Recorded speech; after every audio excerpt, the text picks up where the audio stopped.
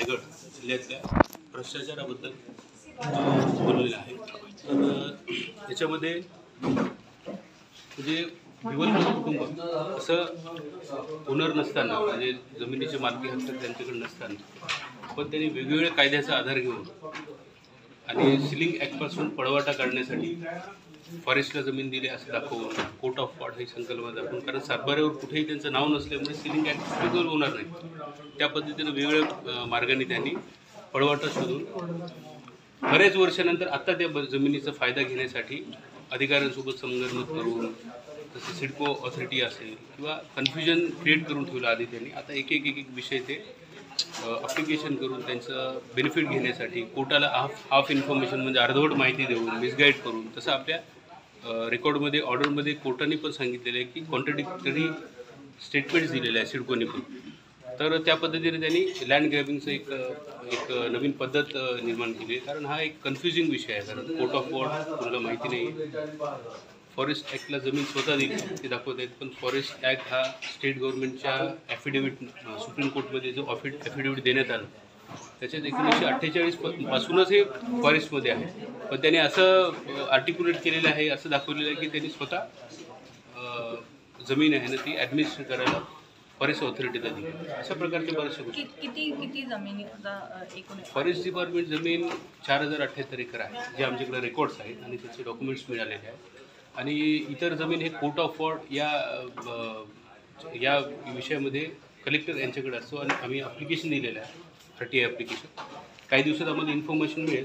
ते मिळाल्यानंतर आम्ही सेकंड प्रेस कॉन्फरन्स घेणार आहोत, तेव्हा तुम्हाला त्या गोष्टीची माहिती मिळेल. आपल्या नजरेत हा विषय केव्हा आला आणि कशा पद्धतीने आलेला आहे, कशा पद्धतीने तुम्हाला ही माहिती कळाली? आम्हाला ही माहिती काय झालेलं आहे, महाराष्ट्र टाइम्समध्ये एक आर्टिकल आलं होतं, तेव्हा आम्ही बघितलं होतं की त्याच्यामध्ये असा विषय नवीन ॲब्सेंटी लँडलॉर्ड हा विषय होता पहिला. तर त्याच्यानंतर मान्य सुप्रीम कोर्टाने जे निर्णय दिला फॉरेस्टच्या जमिनीच्या संदर्भात, तेव्हा सगळ्यांमध्ये एक अवेअरनेस क्रिएट झालेला आहे की फॉरेस्टची जमीन असते त्याचे बेनिफिट्स कुणाला मिळायला पाहिजे. आणि 30 वर्षानंतर ते ऑर्डर म्हणजे CJI साहेबांनी ऑर्डर देऊन पुण्याचीच जमीन आहे आपल्या महाराष्ट्रातली रिस्टोर करून घेतली होती. त्याच्यानंतर दुसरी एक जजमेंट आहे ती झुडपी जंगलबद्दल आहे, ते विदर्भाच्या याच्यामध्ये, त्यामध्ये पण रिपीट करण्यात आला. याच्यातनं आम्हाला प्रेरणा मिळाला की हा विषय म्हणजे फॉरेस्टचे लॉज खूप स्ट्रिक्ट आहेत, एन्व्हायरमेंट आणि बाकीच्या गोष्टी त्याच्यात मिक्स आहेत. म्हणून तो ॲब्सेंटी लँडलॉर्ड जेव्हा अभ्यास केला आम्ही, त्याच्यामध्ये काही फॉरेस्टचे अधिकारी आहेत, तिथले DFO साहेब आहेत आणि एक कोकरे साहेब म्हणून आहेत. त्यांनी पण सिडकोला 2-3 पत्र लिहिलेले होते की हे फॉरेस्टची जागा आहे आणि तुम्ही ह्या पद्धतीनं काम करू शकत नाही. आणि त्यांनी कागदाची डिमांड पण केली, पण आतापर्यंत त्यांना कागद कुठे पुरवण्यात आलेले नाही त्यांच्याकडून, कारण ते सप्रेस करण्यात होतं. पण त्यांनी कर्तव्यदक्षपणे आमच्या अर्जामध्ये आम्ही लिहिलेलं आहे, त्यांनी फॉरेस्टची जमीन वाचवण्यासाठी भरपूर प्रयत्न केले. त्यानंतर आम्ही वनमंत्री यांच्याकडे अर्ज केला फॉरेस्ट सिटीजन फोरमच्या. मी पण त्या मिटिंगला हजर होतो. त्या मिटिंगमध्ये पण सगळी गोष्टी चर्चा झाली. त्यामध्ये ऑर्डर काय आहे, सुप्रीम कोर्टने काय सांगितलेलं आहे, आणि त्याच्यानंतर अधिकाऱ्यांनी कोणत्या प्रकारे प्रयत्न केला होता सिडकोशी संपर्क साधण्याचा, पण सिडकोने त्याला काही दाद दिला नाही. जे डॉक्युमेंट्स पाहिजे ते डॉक्युमेंट्स मिळाले पण नव्हते.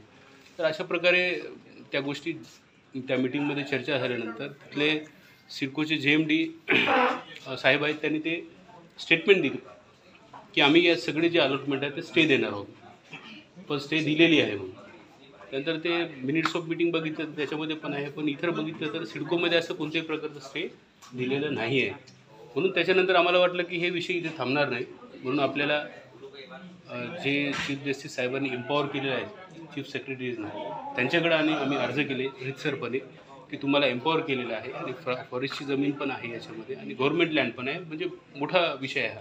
तर तुम्ही याच्यामध्ये लक्ष घालून SITची स्थापना करा, जेणेकरून SITला अधिकार आहेत, इन्व्हेस्टिगेशनमध्ये सगळे डॉक्युमेंट्स घेतील, ते कोर्ट ऑफ वॉर्डचे पण पेपर्स घेतील आणि क्लिअर कट याच्यामध्ये कोण इन्वॉल्व आहेत, कोणतं डिपार्टमेंट आहे, सिडको असेल तर कोण आहे, रेव्हेन्यू डिपार्टमेंटमधले कोण आहे, का पेपर पुरवण्यात नाही आले, कोणाला बेनिफिट झाला, विवलकरांना काय बेनिफिट झाला, कोणते काही बिल्डर्स आहेत का, काही एजंट्स आहेत का, कोणते लोकल पॉलिटिशियन आहेत इन्वॉल्व त्याच्यामध्ये. आणि सिडकोनी एवढं